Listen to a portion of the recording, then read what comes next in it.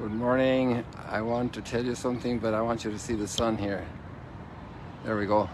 I was standing at an angle behind the tower over here, and I didn't realize that the sun had already risen, and I was loving the light that was coming out the sides of the tower, but I was waiting for the sun in a different spot. A misunderstanding on my part. But here we have the sunrise over Jerusalem on St. Stephen's Day. And I want to tell you about yesterday. What happened yesterday was, I'm sorry, I didn't get any transmission up. They're still in line to be uploaded in the equipment. First of all, I slept in yesterday morning because it was about 2:30 by the time I got to bed after the Christmas midnight mass and people here talking, and that was important. I didn't want to leave them. And there was especially one particular conversation that was very meaningful for a person. And then the second thing was, we went to Bethlehem yesterday afternoon. I did various videos for you, and they would never upload on any of the platforms. They're still uploading according to the data. And then the third thing was, I live streamed Mass yesterday evening here from, I tried to live stream on Facebook, on YouTube, it wouldn't accept it. Then I taped it, and then it couldn't upload.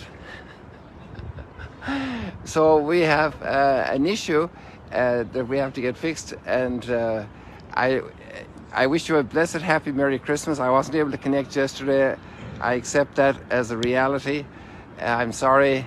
I know some of you were really wanting to see something, and there it is. That's the whole story. So here we are in Jerusalem this morning. Let me show you a couple of the features more clearly. There you have the Dome and the Rock. And here you're just 200 yards away from the Holy Sepulchre. The light is being a challenge now, but you have the domes of the Holy Sepulchre in the screen, in the center of the screen. And here we have the Jerusalem light rail.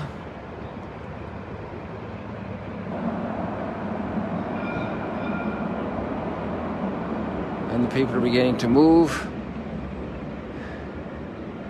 So one day here, 2,000 years ago approximately, Stephen is a young man, a deacon, fervent follower of Jesus, and this doesn't sit well with the authorities.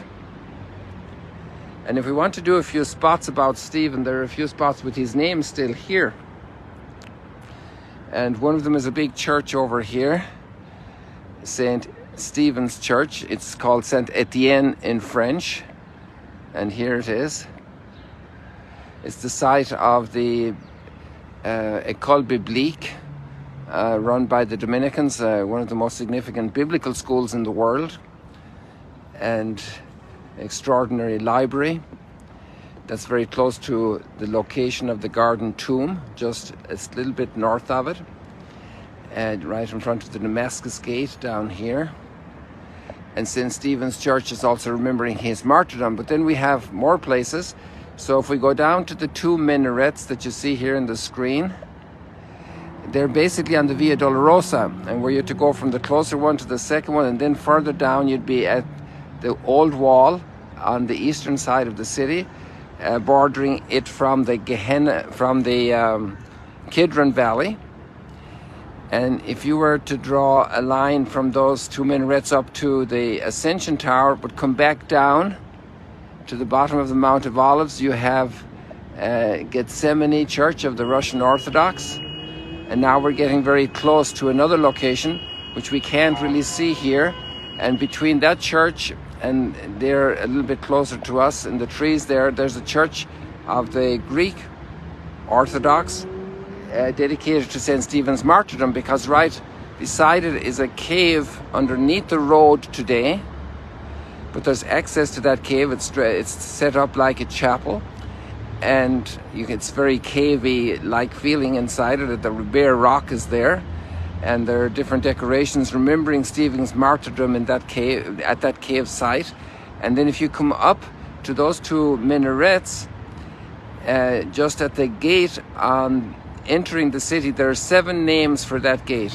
One of them is the Sheep Gate, going back to the pool of Bethesda, which is there. which has been discovered, and they were two big water reservoirs, but they were also washing the sheep for the sacrifice in the Temple Mount. So, and the Sheep Gate, it's also called St. Anne's Gate, because of you can hear the bells for 6:45. You have St. Anne's Gate, and you have the Lion's Gate, because of a couple of lions that are bas relief on the wall. And it's also called St. Stephen's Gate, because they took him out of the city from the temple area, and that gate has been remembered in that way, calling it St. Stephen's Gate, remembering Stephen's martyrdom. And the readings which are posted here in the text for today relate the process of injustice that was done to Stephen, but obviously in the sight of the leaders here, they wanted to eliminate this new current of faith and belief within the Jewish community. And so human beings recurred to death, to murder, when execution, give it all kinds of different names, neutralization, elimination, whatever. And we have these wonderful names for killing somebody that is against our idea, our project. And we still have a lot to learn since the time of Cain and Abel. So maybe I should just tell you a little bit about Bethlehem as well. Yesterday, going there, the creche was very, very different. The Christmas crib in the square, it was featured with all the expression like artists do. Artists are artistic, and they have their ways of telling the story. And so there was barbed wire at the crib, there was broken concrete, there was a family with the little baby wrapped in swaddling clothes, a couple of shepherds. It was in disarray. But maybe even more saddening in a way was the reality that there were very few people there.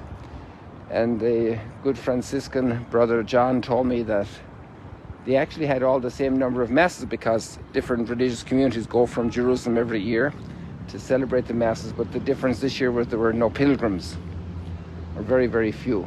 There was one group from Tanzania, and that was it, you know. There were some other individuals who had come over, like one of our priests, our superior, who had been visiting with us, and there had been some other visitors from overseas. Very few individuals, people coming because of their work, reporters, and so on. So we continue to pray for peace, and we look at the text of the gospel today, and Jesus says, if you want to follow me, you know, expect trouble, expect opposition. So it's worth so much to us that we want to follow him, no matter what the cost is. And that's the test of the faith for so many Christians. Their faith is tested.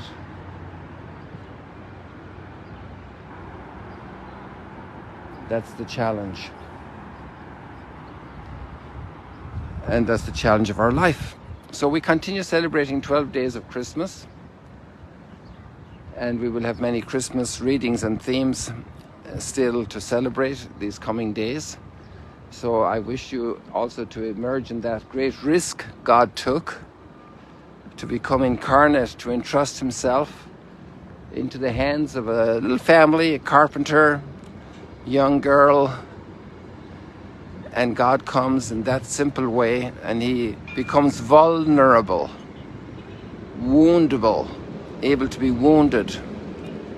And humanity is very wounded, and God is not far away from our woundedness. God wants to make sure we feel that he is with us, company, that he is here with us in our troubles, in our sufferings, in the sufferings of humanity. God is not aloof. He doesn't look the other way. Like that wonderful parable of the Good Samaritan who gets off his donkey and takes care of the broken person who has been abused by others, and takes care of them, looks after them, helps them with what they need. This is the great mystery of God's love for us and his great invitation to us to become like him, to imitate him, because we're made in his image and likeness, the great truth of humanity. So people, God bless you. See you later, alligators. And a goodbye from Jerusalem, because we'll be off to Galilee this morning, God willing, later in the morning. God bless you. See you later, alligators.